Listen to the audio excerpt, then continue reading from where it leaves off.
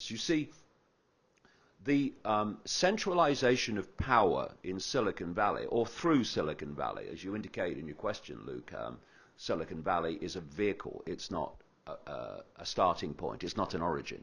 But it has so centralized power and thus centralized wealth that these Silicon Valley billionaires and all the others, the banking billionaires, a handful of them now own the equivalent wealth of the poorest half of the world population.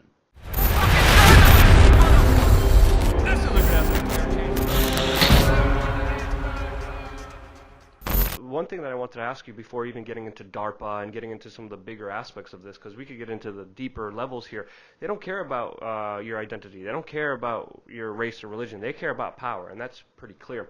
Even just recently, Alexandria Ocasio-Cortez, it came out, a journalist revealed that her boyfriend is working on her staff, being paid by her staff. The journalist that broke that has been suspended by Twitter. Saudi Arabia has a big investment in Twitter. DARPA and all these other larger institutions and seed funding organizations, there's a lot of shady money. And as you brought up in your talks yesterday, do you really think that these CEOs have a lot of power? And Mark Zuckerberg, I think you made the perfect case for. But let's just continue this conversation in this bigger kind of technocratic kind of power grab, because it's really, really terrifying to see the technological advancements and the possibilities that are happening. Of course, one side that is winning is cheering on this censorship, but really we're talking about serious things. We're already seeing it in China. Where do you see it going from here? Well, just on the point of the billionaires and the extraordinary alliance between billionaires and the fake liberal progressive left. Of course, one of the people that has massively funded the left to the tune of tens of billions is George Soros. What did you want to find, and have you found it? Here. Well, I chose the West because I sought for freedom. But to be frank, I came to America to make money. George Soros is the man who said that he doesn't take any, he doesn't care, basically, about the social consequences of what he does. He's just there to make money. Hackers have leaked over 2,000 documents linked to billionaire George Soros and his grant-making organization, Open Society Foundation. The papers exposed the group's ongoing attempts to influence political processes in Europe, in Russia, other parts of the world as well.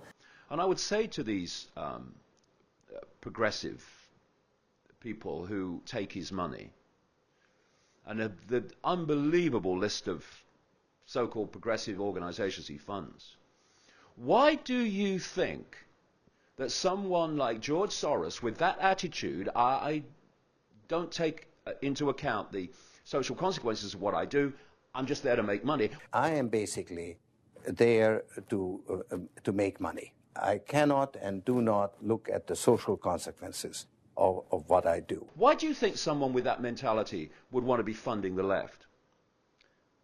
Well, I'll tell you why. Because if you want to control the outcome, you have to control both sides. It's no good controlling one side, you'll influence the outcome. You need to control both sides. So what we have is the same cabal funding the left and absolutely hijacking the traditional liberal left and turning it into a fascistic left, and the same cabal funding people like Trump and the Republicans. And in that way, you control both sides, you control the game.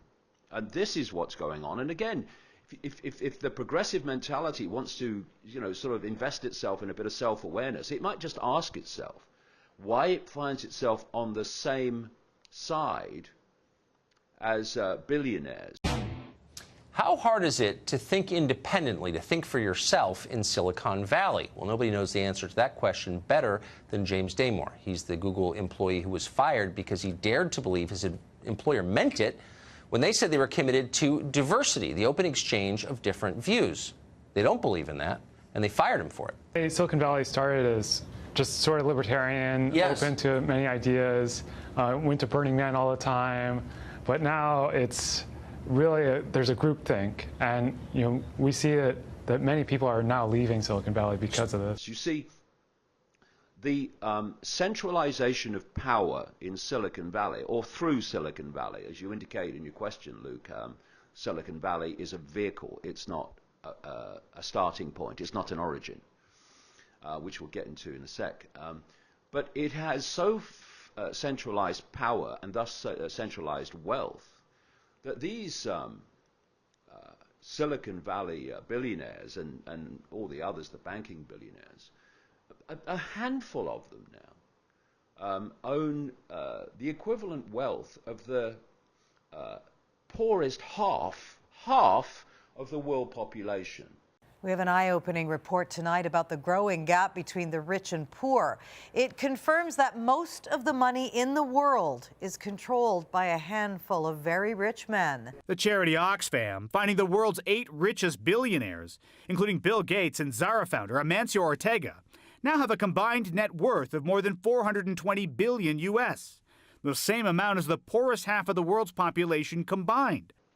So why on earth would you, as a so-called for the people liberal, be on the same side as people who are so contemptuous of the poorest people in the world, who are so exploitative of the poorest people in the world, not least in the way they make their products often,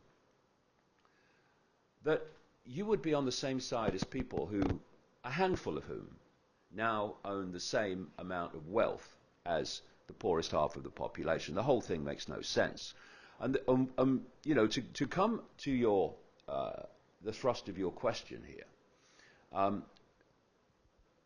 if you want to stop people seeing the pattern and the direction that we're moving in so fast, then you need to give them other things to focus their attention on. And what has happened since Trump came to power? And the pro-Trump people, we had a conversation before Trump was elected in which I was saying this, that Trump's coming to power because he's being brought to power. Why? Because he represents a certain figure, a certain personality that you can use as an anchor and as a symbol of a political position. Get them out. They remind me a little bit of Hillary. Do. No energy, no stamina, no strength. So what do they call him right from the start? He's a Nazi, he's far right, he's a dictator. And that Trump has been used as planned to create this hate figure on which the left can focus and thus be turned into this progressive fascistic mob that it's now become. And people, not just in America, but in Britain too and other countries, who are still of that genuine liberal left mentality, it must be a nightmare trying to operate in that arena. Now it's been hijacked by people who are anything but. And so you now have what was planned all along is basically an unbelievably divided America. And so the focus is, look at the media, look at CNN. Oh my God, CNN, claptrap, no news. And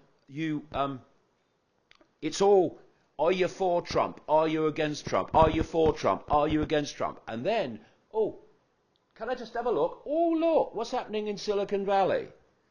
The world's being taken over. You know, it's all a diversion. So if we do peer beyond the smoke screens, we'll start to see what's happening in Silicon Valley and through Silicon Valley.